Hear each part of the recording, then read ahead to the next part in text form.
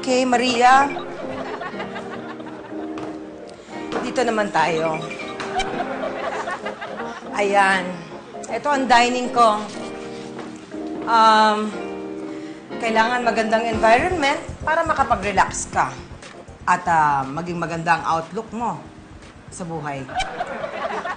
May mga house rules lang ako na pinatutupad sa bahay ko kapag nagpapatuloy ako ng mga talents ko dito.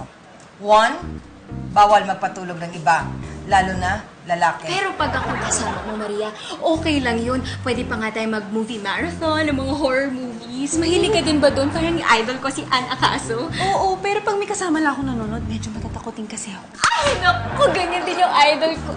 Paano bang mag-marathon? Nag-beauty rest nga, hindi ba? In training siya eh, di ba? Yes, me. Sorry. Number 2, may curfew dito. Kailangan 10 p.m. nasa loob na ng bahay unless may reason to stay out. Alam mo, pero, pag ako yung kasama mo, okay lang yun kay Mommy. No problem. Because Mommy knows, hindi ako mahilig sa gimmick. I'm a good girl. Gusto mo ba yun? Okay ba? Oo.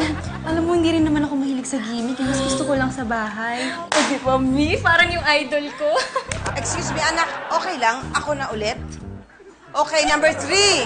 Kapag nandito ka sa bahay, ayoko nagsusuot ka ng super sexy na damit. Ayoko nang magaslaw na kilos.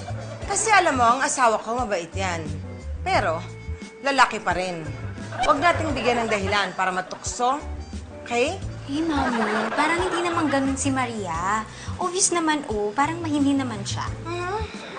Okay, so, well, ikaw na. Ikaw na mag-orient. Amy, ano pa sasabihin ko? Eh, kayo nakapasingit ng singit, hindi ba? O hindi ko na magtuloy. Go ahead. Let's see you. Aba, ewan ko sa'yo. Ikaw tong kanina pa singit ng singit, hindi ba?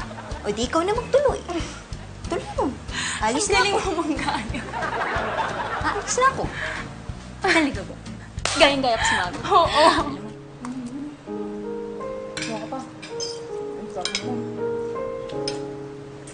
Anak, tell me. Saan? Ay, saan? Napunta ang manners mo. At kung kumain ka para kang construction worker. Nahawa yata sa akin, madam. Sorry po. Excuse me. Go?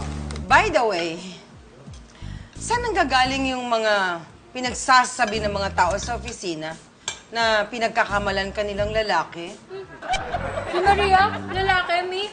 OA naman nila. Eh, ang ganda-ganda nitong idol ko eh. So, para klaro lang, wala.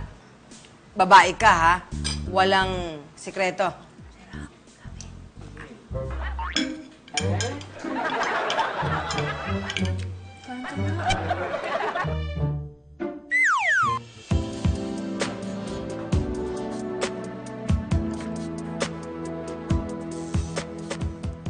Di ba, sabi ko, bawal ang nagsusuot ng super sexy na damit dito?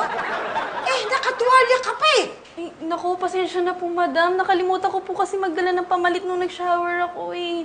Naku, hindi na po mauulit. Promise po.